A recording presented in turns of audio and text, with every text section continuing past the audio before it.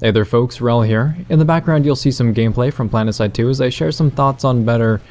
Well, this isn't really about gaming, it's about you, me, and everybody else. And if you aren't interested in listening to this sort of life-oriented commentary, then you can feel free to check out another video or just turn down the volume, turn up some music, and watch the gameplay. You really won't hurt my feelings. But at the end of every year, millions of people have a ritual. They'll jot down a note, or they'll set a reminder on their phone, or just type of a Facebook message about what they plan to change about themselves. That's their resolutions. But how often do those big aspirations tend to nosedive after the first few weeks or months? As a culture, we seem to be notoriously bad at achieving goals that we set for ourselves, and ironically, in video games, when goals are set for us, we tend to achieve them pretty easily. This is due in large part to extrinsic motivators, but it's also due to the environment that we place ourselves in. For example, in PlanetSide 2, certifications and experience are extrinsic motivators, at least for players who still have things that they need to unlock. When a player has decided to spend their time playing the game, the goal of get more certifications, it's a really easy shift because the friction is just so low. So same thing for when you work at a restaurant. If your goal is to eat healthier, it's much easier to do that when your meals are 50% off from that employee discount, and you're already there anyway. Another example is if you're working in a gym, chances are that you'll work out every day because you're already there, that's the culture of everybody around you, and you probably get a discount. So that's your environment, right? The problem with this is that we can't all work in restaurants or at the local gym, obviously, and we'll use the fact that our desired goal is difficult as a chance to duck out or forget about it. You know, I'm too busy, or the gym's too far away, or I did enough yesterday, and pretty soon you won't do much of it at all. So how do we achieve our goals despite the friction or the hurdles or the barriers?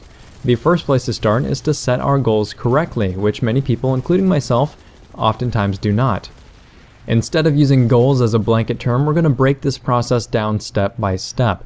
And I think a good metaphor for this process is to imagine your life as a city. The most overarching level that we're talking about is your purpose.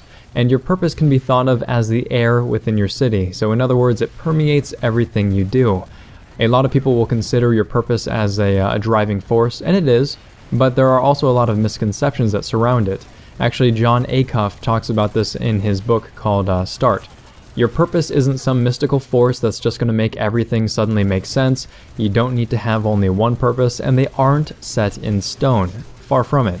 So if you go back to the city as a metaphor, and you think about your purpose as the air that you breathe, if we pursue something that stands opposite to that purpose, then you could think of that as polluting your skyline.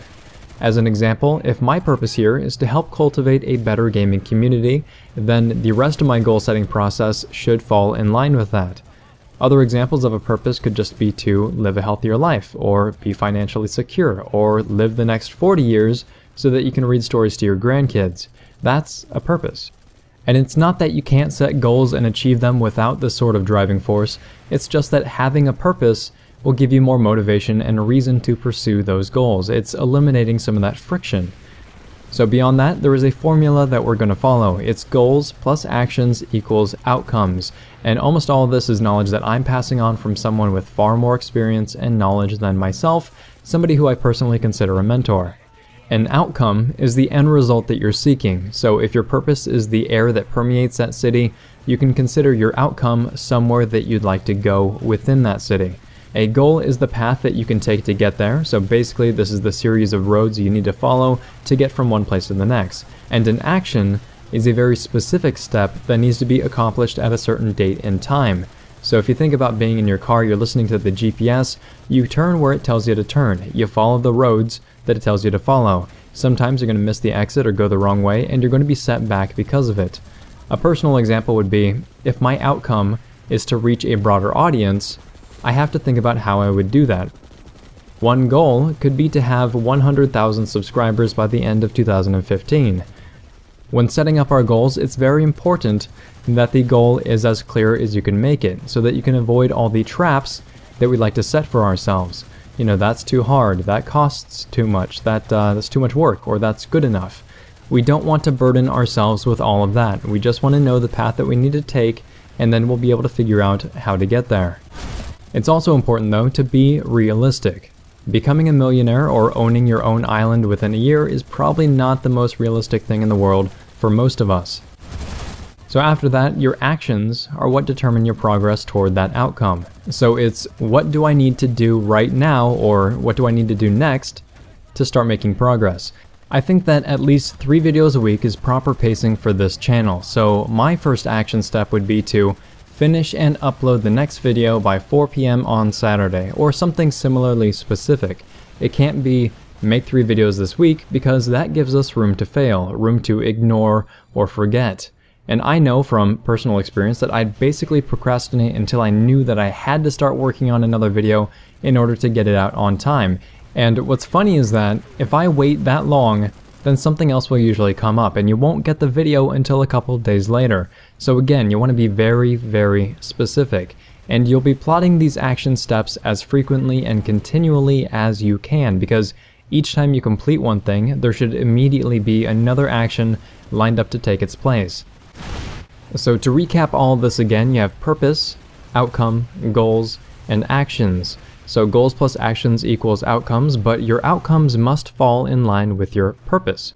That's the framework, but there is more to it than that. When you're writing out your goals, you should literally be writing out your goals, as in use a pen, use a piece of paper, because when it comes to retaining information, there are proven links between writing something down and being able to recall it later. I've just listed a random link regarding this in the video description below, but there have been a great many studies that allude to this sort of connection. On top of that, how we write our goals influences our subconscious, and it'll sound silly to us, but you should be writing your goals in a way that's personal, present, and positive. That's the 3 P's. By personal, I mean that you should start the sentence with I. By present, I mean that you should be using a present tense verb like I am or I earn. And by positive, you shouldn't write a goal like I am not lazy. You should write I am disciplined. As an example, if my goal is to get to 100,000 subscribers by the end of 2015, I don't write that goal as to get to 100,000 subscribers by the end of 2015. I should be writing it as I have 100,000 subscribers by the end of 2015. And it does sound a little bit silly, it feels a little bit silly to write, to be honest, because I'm such a stickler for grammar, but that's how you trick your brain into thinking that something is important. It helps you remove excuses for failure. You'll probably have noticed here that I'm using dates in what I'm writing, and you should too. This comes as part of being specific, but you can also break that down further, and you should break that down further. If your goal is to lose 20 pounds in 2 months, how many pounds do you need to lose this month? How many pounds do you need to lose in 2 weeks, or by the end of the week? The smaller you chunk your goals down, the more easily you'll be able to manage them, the more easily you'll be able to recognize the progress that you're achieving, and the more motivation you'll have to pursue them. You've probably heard this expression before because it's used in business a lot nowadays, but the saying is, how do you eat an elephant? 1 bite at a time. In other words, how do you manage what seems like an overwhelming task? You just start.